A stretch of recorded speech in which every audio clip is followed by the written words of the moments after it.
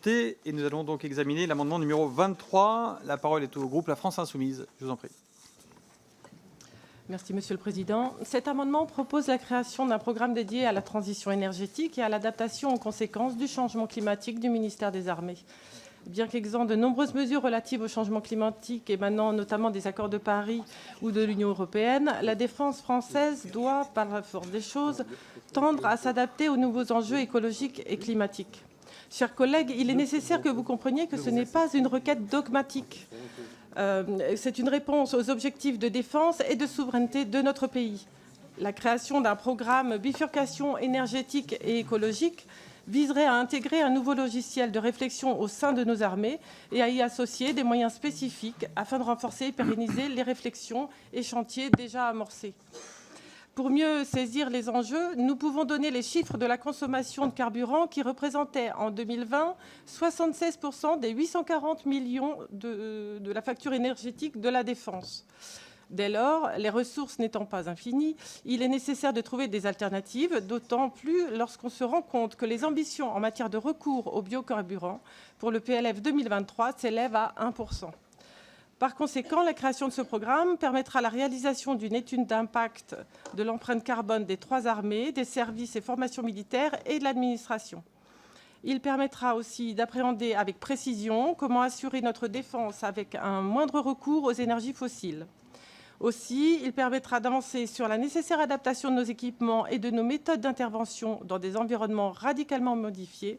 Et enfin, il pourra soutenir la nécessaire vérification de la qualité du bâti dans lequel vivent et travaillent nos 3 armées et leurs administrations. Merci. Merci, chers collègues. La parole est à notre rapporteur Bastien Lachaud. Oui, merci, Monsieur le Président. Je donnerai un avis favorable à cet amendement qui, en effet, permet de donner à nos armées les moyens de l'outil pour agir sur ces questions de bifurcation écologique. L'ensemble des services de nos armées ont conscience des enjeux. Ils ont tous la volonté d'agir. Bien souvent, ils sont limités par l'absence de budget dédié à cet objectif. Et la création de ce programme permettrait d'y remédier.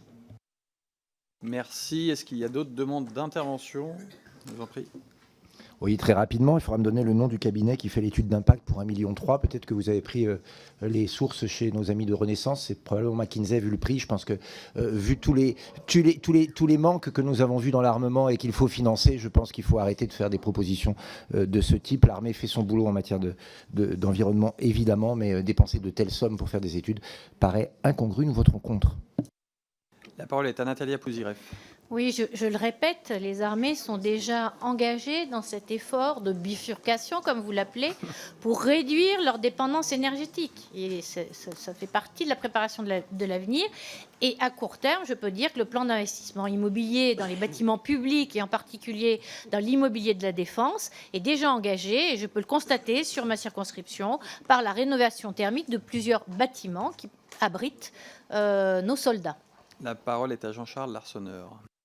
Très rapidement, Monsieur le Président, dans le même ordre d'idée, je suis quand même un petit peu ébahi de constater que, une fois de plus, l'amendement est gagé. Alors, je ne remets pas en cause l'intention, voilà, mais l'amendement est gagé sur 144.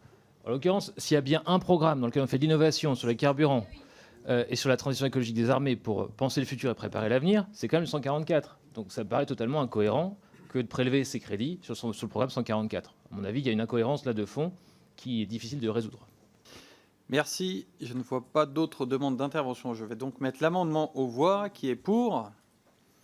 Qui est contre? L'amendement est donc rejeté. Et nous passons à l'examen de l'amendement numéro 24.